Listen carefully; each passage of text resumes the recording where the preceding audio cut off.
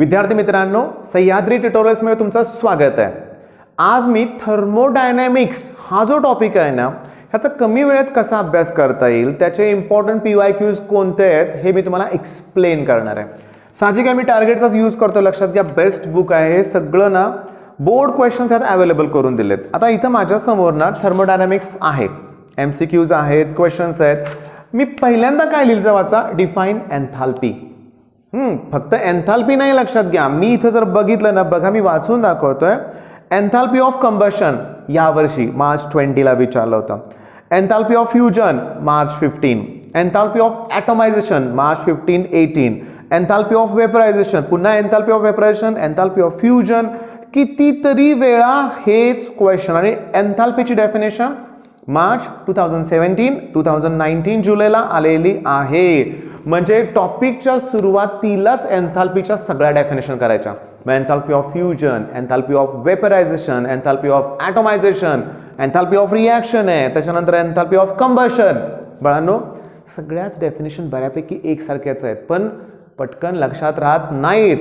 तुम्हाला सांगू का, थर्मोचा अभ्यास करायचा म्हणजे define system, surrounding, boundary, open system, close system, ठीक आहे, जे आहेत ना डेफिनेशन, या नाहीच चालल्या कधी एक्झाममध्ये। Intensive property, extensive property MCQ मध्ये येतं। मग डेफिनेशन मध्ये महत्वाचा पार्ट कुठला कळाला का? म्हणजे थर्मो करताना पहिल्यांदा एन्थाल्पी करायचं। नेक्स्ट क्वेश्चन मी तुम्हाला सांगू का, मार्च 2013 ला, ऑक्टोबर 2013 ला, मार्च 2014 ला हा क्वेश्चन आला। Relation between delta H and delta U काय की delta H equals to delta U plus delta NRT। तुम्हाला माहिती आहे, बाय डेफिनेशन एन्थाल्पीची असते काय definition, sum of internal energy and energy that arises due to pressure and volume, बरोबर आहे। मग समजा इनिशियल कंडिशनला H1 U1 P1 V1 येईल, फायनल कंडिशनला H2 equals to U2 plus P2 V2 येईल। आता डेल्टा H म्हणजे काय असतं सांगा बघू। डेल्टा H म्हणजे असतं H2 मायनस H1। मग डेल्टा H करताना मला H2 मायनस H1 करावं लागेल, लक्षात घ्या। मग याच्यातून हे जर मायनस केलं तर मला असं मिळेल ना, U2 मायनस U1 आणि P2 V2 minus P1 V1। म्हणजे थोडक्यात मला काय, जसं डेल्टा H ची व्हॅल्यू H2 मायनस H1 होती, मग तसं U2 minus U1 delta U येणार ना, बरोबर आहे।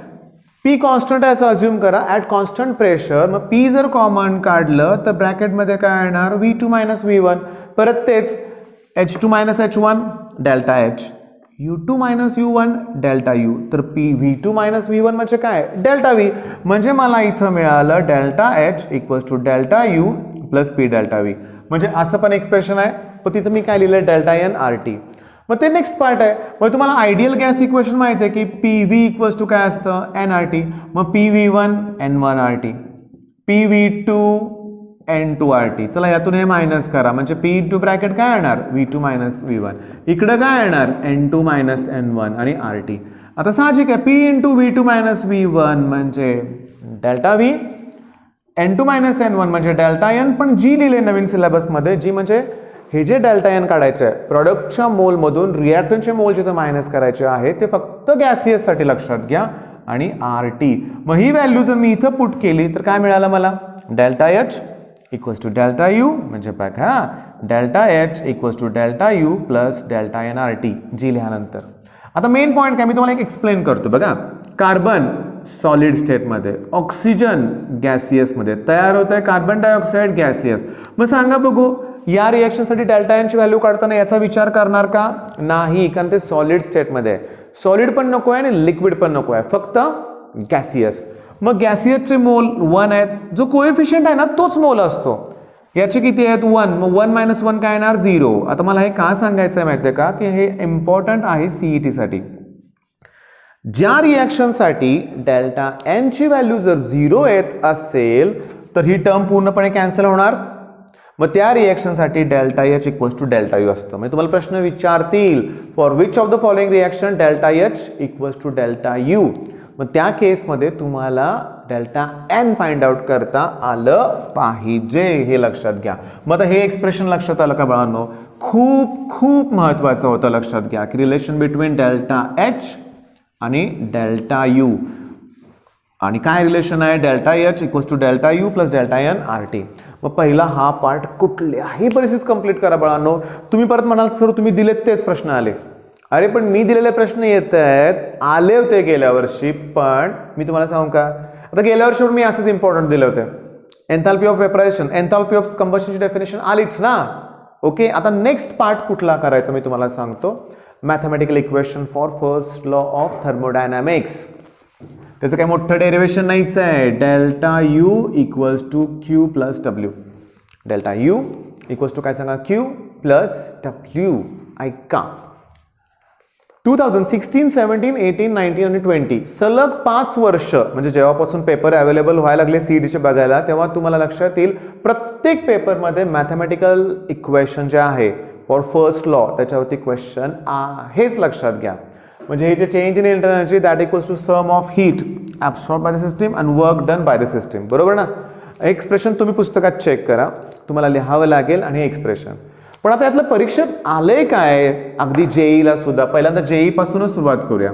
बघा, ॲडियाबॅटिक प्रोसेससाठी क्यू ची व्हॅल्यू 0 असते. मग जर ॲडियाबॅटिक प्रोसेस असेल तर delta U equals to W आहे ना. म्हणजे डेल्टा यू, इथे मला डेल्टा लिहायचं होतं, मग delta U is adiabatic work. ही MCQ जेईला आलेली आहे. त्यांनी एवढाच प्रश्न विचारला, डेल्टा यू इज, आणि करेक्ट ऑप्शन आहे ॲडियाबॅटिक वर्क. नेक्स्ट, हे झालं ॲडियाबॅटिकसाठी. जर आयसोथर्मल प्रोसेस असेल तर टेम्परेचर कॉन्स्टंट, तर डेल्टा यू इक्वल्स टू 0, म्हणजे मिळणार काय, मग Q plus W equal to 0. तिसरं, आयसोकोरिक प्रोसेस असेल तर व्हॉल्यूम कॉन्स्टंट. आता व्हॉल्यूम कॉन्स्टंट याचा तर पिस्टनची मुवमेंट होणार नाही आहे, मग मुवमेंट होणार नाही म्हणजे वर्क डन 0. मग आयसोकोरिकसाठी वर्क डन काय येणार सांगा, 0. हे लक्षात घ्या. मग वर्क डन 0 आलं तर डेल्टा इक्वल्स टू क्यू. आता मी तुम्हाला होमवर्क देतोय ॲडियाबॅटिकचा, सॉरी ॲडियाबॅटिक नाही, आयसोबारिक प्रोसेसला. आयसोबारिक, आयसोचा अर्थ सेम असतो आणि बार हे प्रेशरचं युनिट आहे. मग साहजिक आहे आयसोबारिक म्हणजे प्रेशर कॉन्स्टंट. बाळांनो मोस्ट इम्पॉर्टंट आहे ना. आता दरवर्षी येते म्हणजे यावर्षी पण येणारच सीईटीसाठी, हे लक्षात घ्या.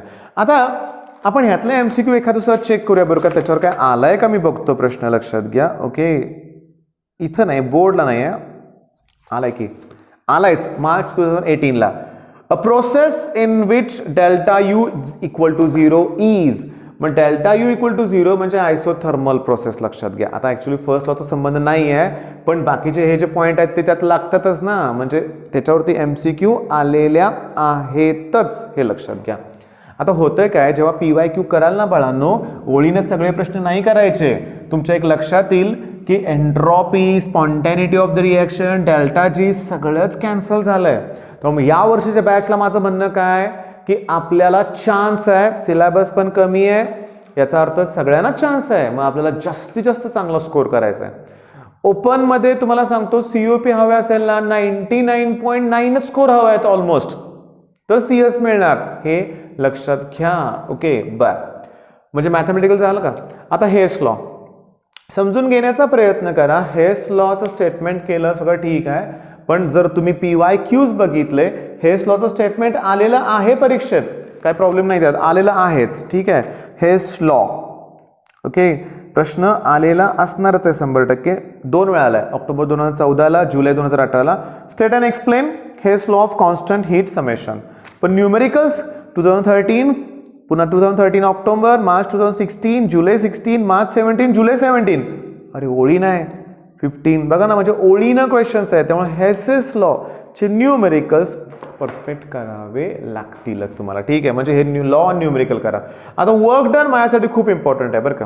म्हणजे थोडक्यात न्यूमेरिकलमध्ये हेच सेक्शन आहे तुमच्याकडं, अतिशय सोपे. आणि delta U equals to Q ह्याच्यावरती पण न्यूमेरिकल आहेत. आता थर्मोचे न्यूमेरिकल्स म्हणलं ना बाळांनो की रिॲक्शन्स लिहाव्या लागतात. हेसेस लॉच्या न्यूमेरिकल, मग तुम्हाला कंबशन, तुम्हाला सांगतो. आता कंबशनचा एक विचार करूया आपण. आता मी घेतो इथं समजा मिथेन. कंबशन म्हणलं की रिॲक्शन ऑक्सिजन बरोबर आणि प्रॉडक्ट ठरलेत CO2 आणि H2O, हे डोक्यात ठेवा. आता फॉर्मेशन ऑफ ॲसिटिक ॲसिड. फॉर्मेशनची रिॲक्शन म्हणलं की पहिल्यांदा प्रॉडक्ट लिहायचा, ओके, CH3, आणि मग त्याला लागणारं रिॲक्टंट कार्बन लागणार आहे, हायड्रोजन आहे, ऑक्सिजन.